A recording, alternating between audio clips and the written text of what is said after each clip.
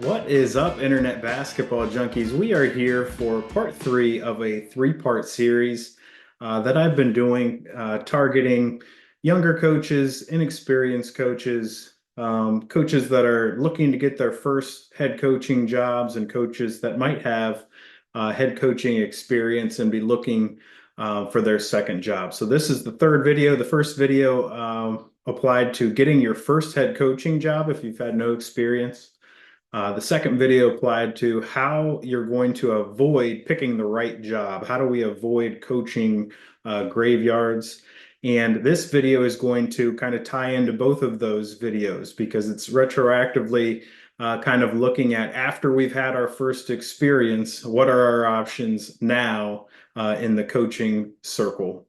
If you've done things properly, if you've prepared yourself and picked the right job, you probably have great options. That's not always the case. So we're going to talk about what that looks like for coaches that have head coaching experience. They're looking to get their second job based on what happened with their first job. So we're going to backtrack a little bit. And the first thing to talk about here is the keys to getting your first head coaching job. And I'm not going to explore these in detail because I made a lengthy video about these three things on a strategy to get your first head coaching job. But basically, you want to have a coaching portfolio that's going to serve as your vision for your program. And it's also going to serve as a reference manual for an interview committee that's going to be reviewing what they think you can do for their school. And you're going to have a book of ideas that tells them that you're organized, that you're prepared, that you're ready for this opportunity, that you have a vision. Secondly, to get a good head coaching job, your first one, you want to need references. So references are going to get you in a room to interview when you don't have a resume that merits it.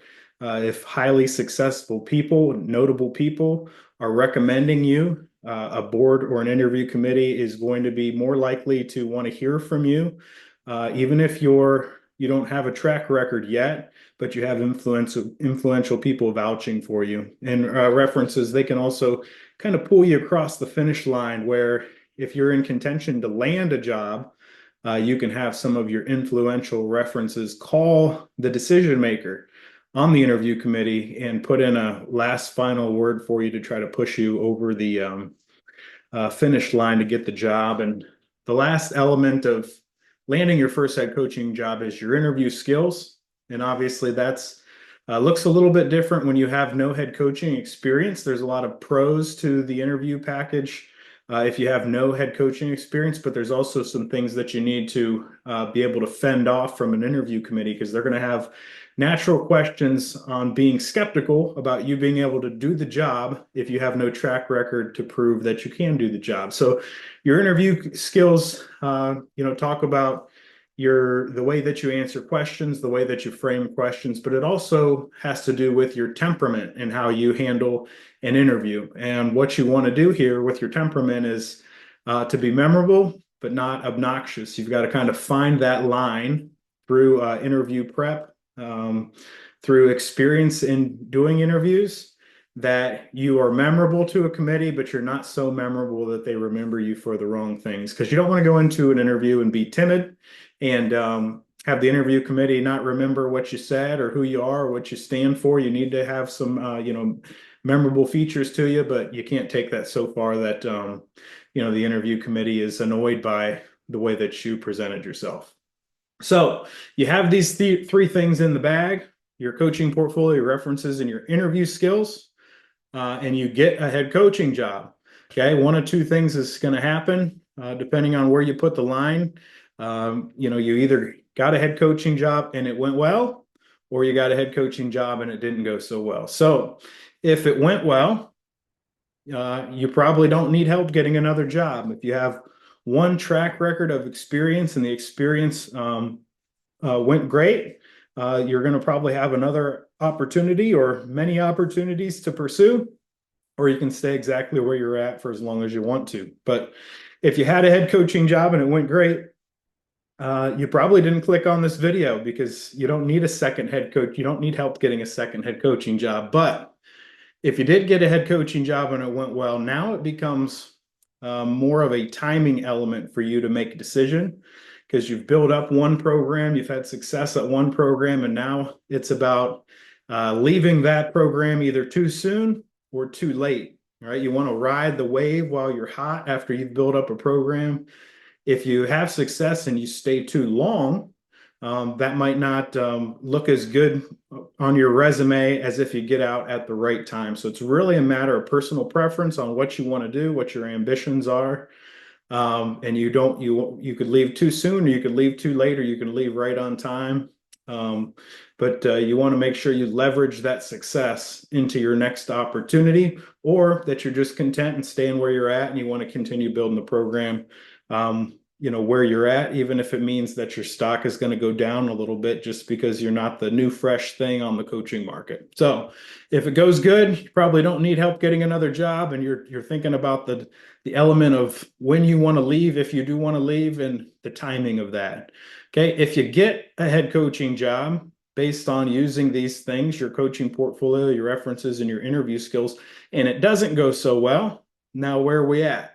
The first thing we've got to do is we've got to be honest with ourselves, and we've got to kind of figure out why we failed. And it could be a combination of things. It usually is a combination of things, not just one single thing. But I would say from my experiences and talking to coaches and being in the coaching world and my personal experiences, the common reasons why coaches don't have success in their first head coaching job is that they could have been unprepared, meaning they rushed into getting their first job. They didn't realize what all went into being a head coach.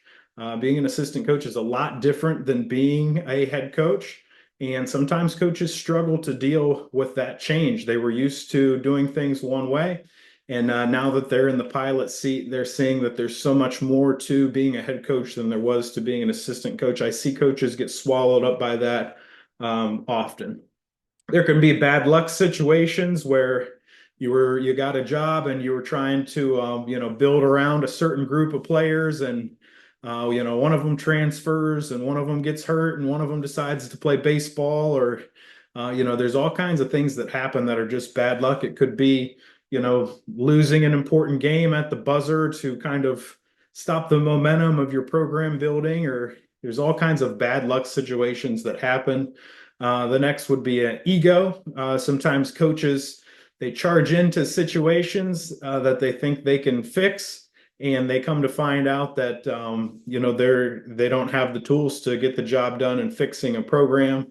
Coaching is filled with a lot of coaches that believe that they can do the job, and sometimes you got to think with your head instead of your heart, and not put yourself in situations where it's nearly impossible to get the job done. And this is something that I really touched on in that second video in this series about avoiding coaching graveyards, where you just want to position yourself for success and make sure you're not, putting yourself in a position where it's almost impossible to have success. You could have off the court issues that sabotage what you're building, whether it's personal off the court issues that you get yourself in trouble, or it could be off the court issues with your players where they're getting involved in gangs or drugs or fighting, or some kind of scandal that kind of derails your momentum, your season, your program building. I see this happening to a lot of coaches.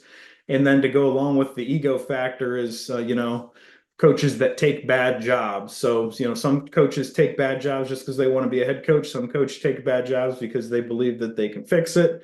There's all kinds of reason why coaches take bad jobs, but usually when you take a bad job, it's likely you're going to be in this position where the outcome wasn't good.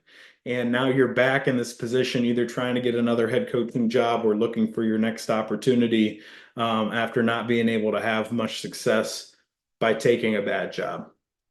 So, if you've taken a head job, even if it didn't go well, you now have a coaching track record, which is now like the fourth thing in your toolkit to be able to get a head coaching job. So, I talk about your coaching portfolio, your references, your interview skills. Those are the big three things in landing your first head coaching job. Now that you've had a head coaching job, you add a fourth element, and that is this coaching track record. Okay. So now that you have a coaching track record, all right, that's going to change how important these three things are in you getting your next head coaching job.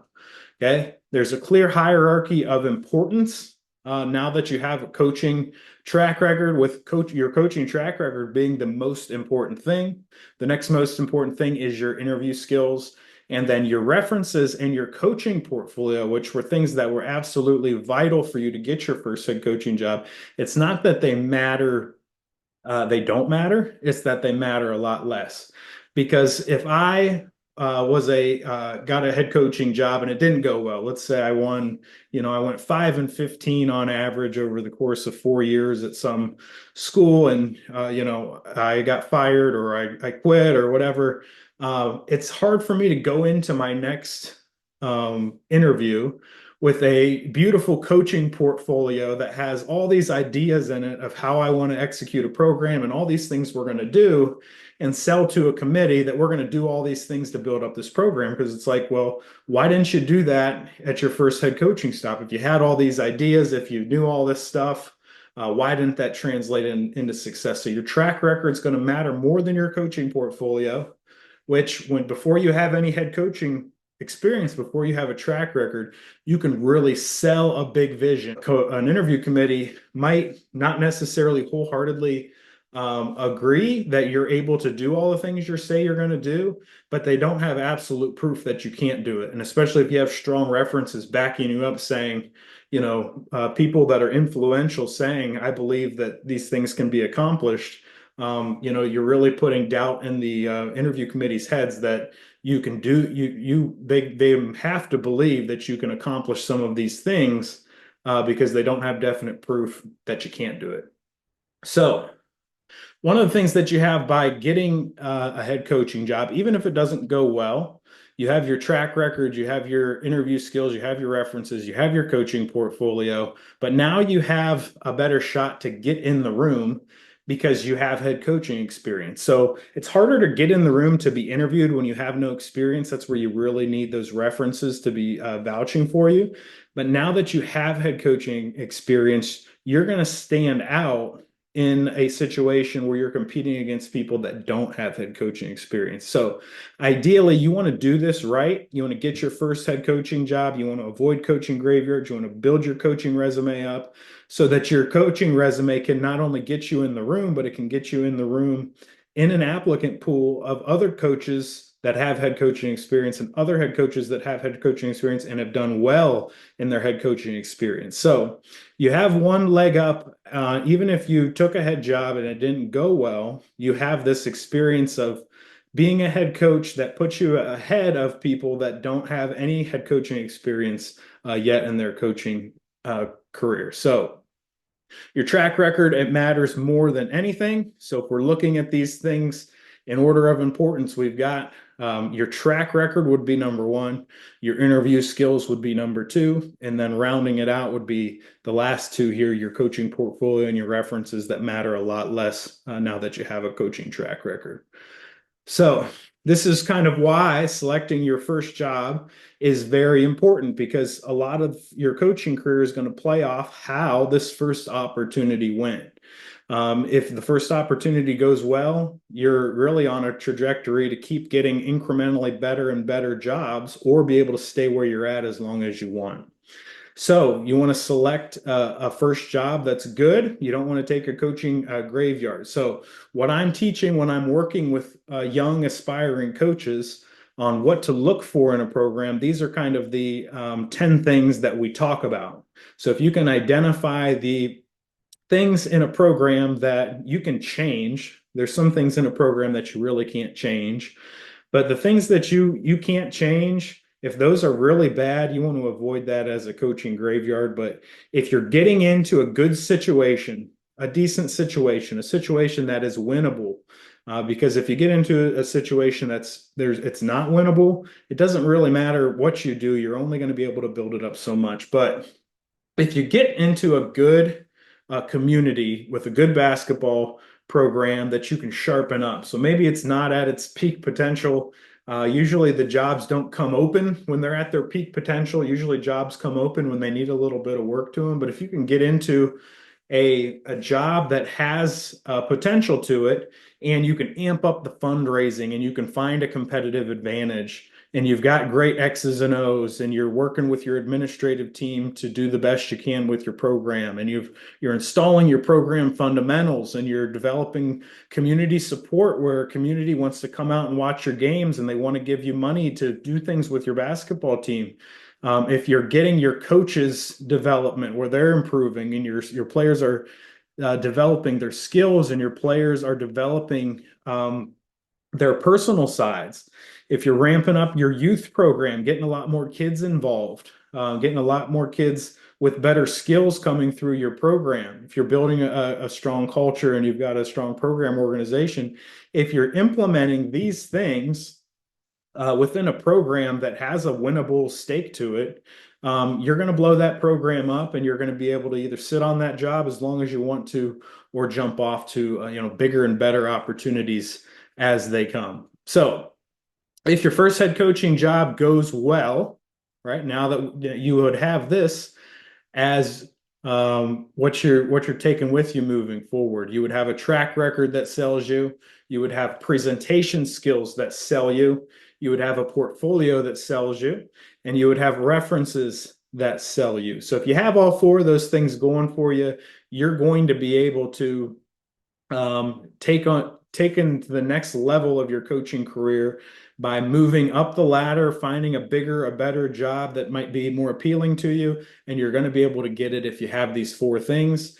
And if you've, from the start, if you've put this stuff together, your interview skills, your references, your coaching portfolio, you have all three of those. So you add a winning track record to it, and you add more confidence in your interviewing skills, because if you've went out there and you've done it, you're going to have confidence talking about it. And if you went out and you've accomplished things in your first head coaching stint, you'll probably have better references if you want them, where you can talk to the people that have seen you have success and be able to bundle them into your list of references. So if you have these four things, you can go get the job that you want. It gives you a combination of endless options for your coaching career. And kind of like we talked about a little bit earlier on, at this point, if you have all four of those things, if you've got a track record that sells you, presentation skills, a portfolio, and references that all sell you, you can sit on the job where you're at, and that's perfectly fine. But it becomes more about timing on when you leave and your personal preferences. So, like from my coaching career, I got my first head coaching job when I was 26 years old. I took over a program that hadn't won the district in 10 years. And we came off and we ripped off four straight district championships. So I was one of the hot coaches on the coaching scene. I had plenty of opportunities. I had multiple Division I schools calling and offering me jobs.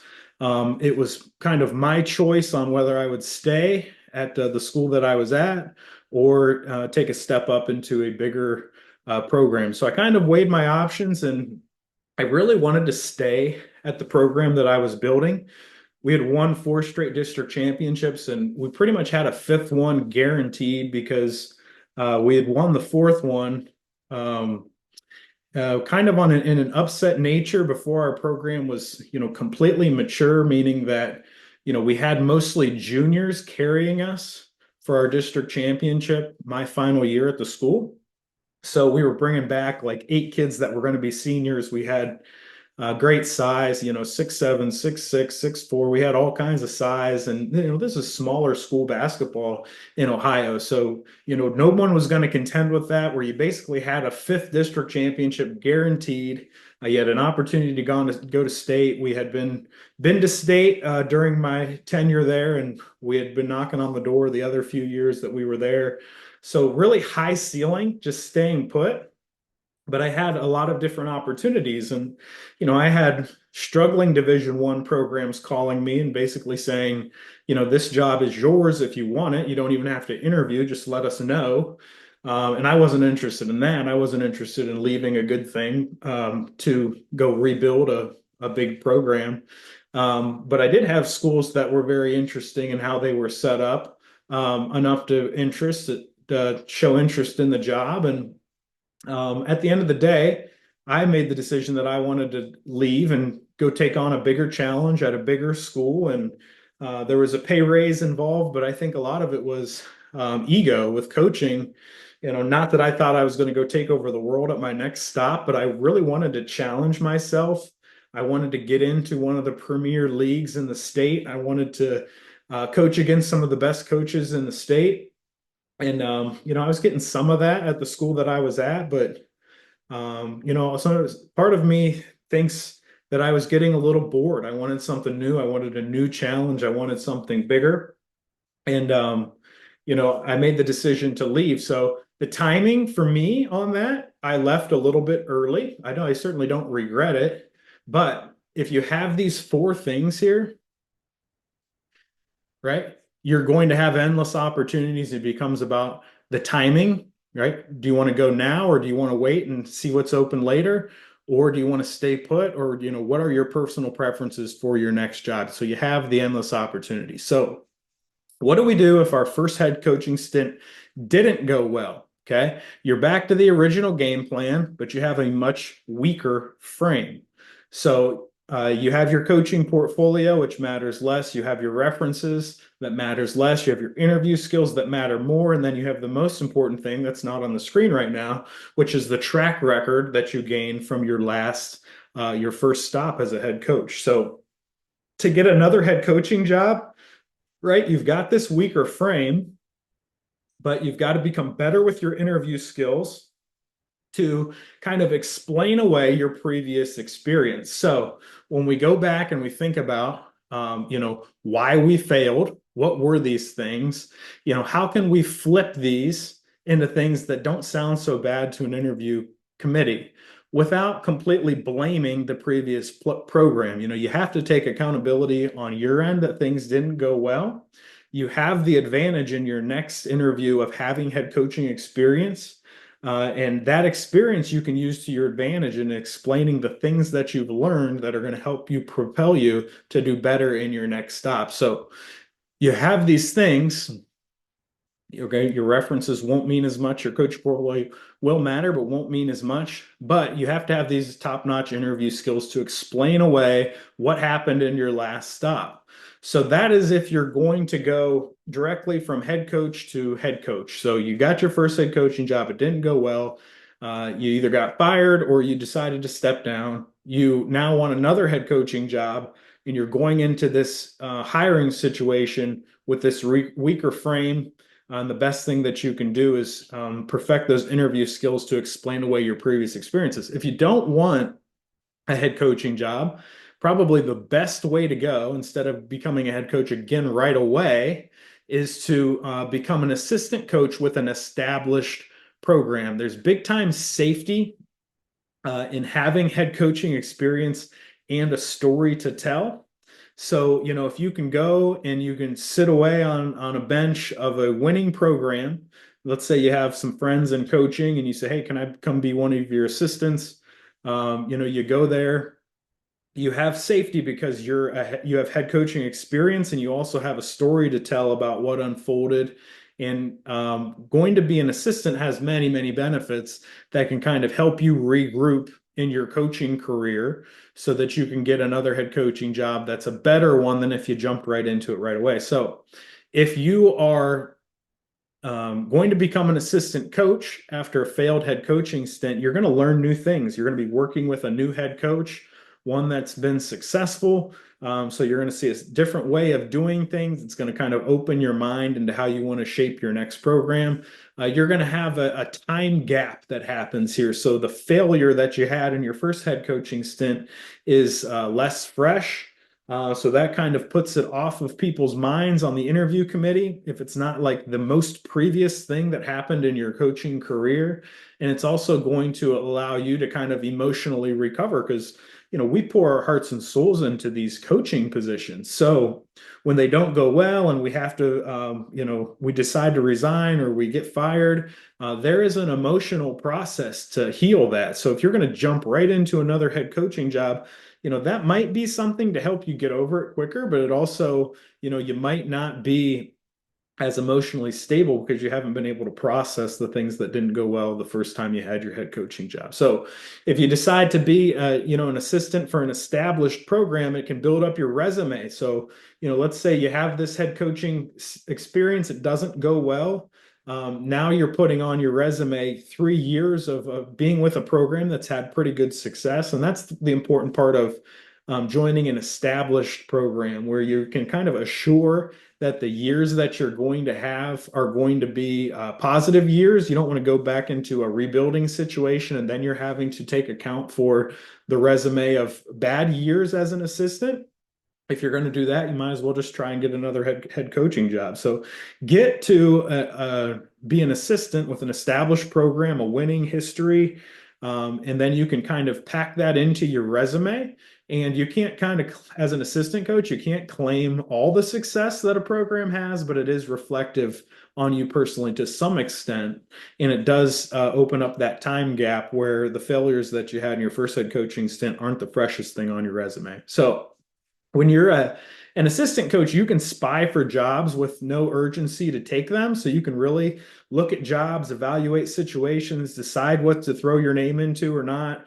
If you're honest with the coach that you're working underneath, that you want to be a head coach again, he's not going to blame you or she's not going to blame you for wanting to get another head coaching job. As an assistant coach, no one's really going to be mad at you for applying for different jobs. If you're a head coach and you're applying for jobs all over, people are going to frown upon that. They're not going to like it, but going for head coaching jobs as assistant, all it does is kind of raise your name on the radar as somebody in contention for jobs. It really doesn't hurt your standing, and it kind of makes people view you as, a future head coach.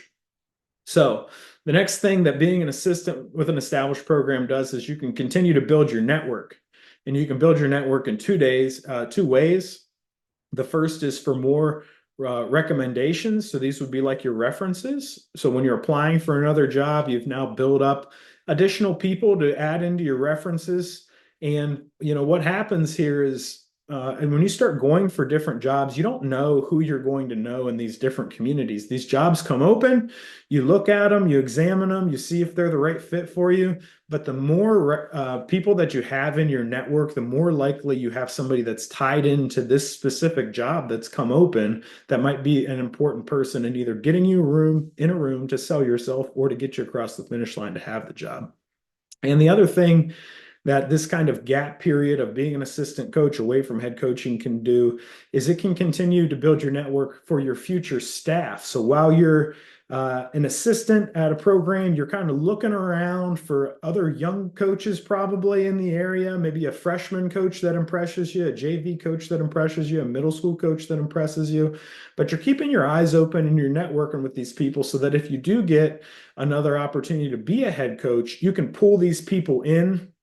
And if there's an impressive person that's a freshman coach at a neighboring program and you get a head coaching job and you offer them the JV job or a varsity assistant job, some kind of level up in status, that's kind of a way to poach people in a way that makes a lot of sense for everybody, where you've got an advanced opportunity for them, but you've already identified them because you've had this time where you're working with a different community and you're able to kind of spot different people at different levels that you think might be a good fit for a future staff that you're going to put together. So the final thing is if you take this kind of gap period, instead of jumping right back into being an assistant coach, you might learn that you love the assistant coaching role more than head coaching. So a lot of us are assistant coaches before we're head coaches. And then you might want to stay a head coach, but if you get another taste of being an assistant after you've had a head coaching job, you might find out that maybe just the assistant coaching is the role that you love, and you don't want to do all the extra stuff that comes with being a head coach. But you can also always, keep looking for head coaching jobs, while you're in your assistant role. So that's the third part of this 3-part series. This video obviously was talking about how our experiences shape our future as a coach. and kind of the ways that we can position ourselves, whether we've had success or failure in our initial head coaching experience. So don't forget to check out the first two videos in the series if you missed those. The first one's on how to get your first head coaching job. The second is on coaching graveyards. And that is the end of this three-part series. So look for more from the channel. Subscribe if you're not subscribed. Thanks.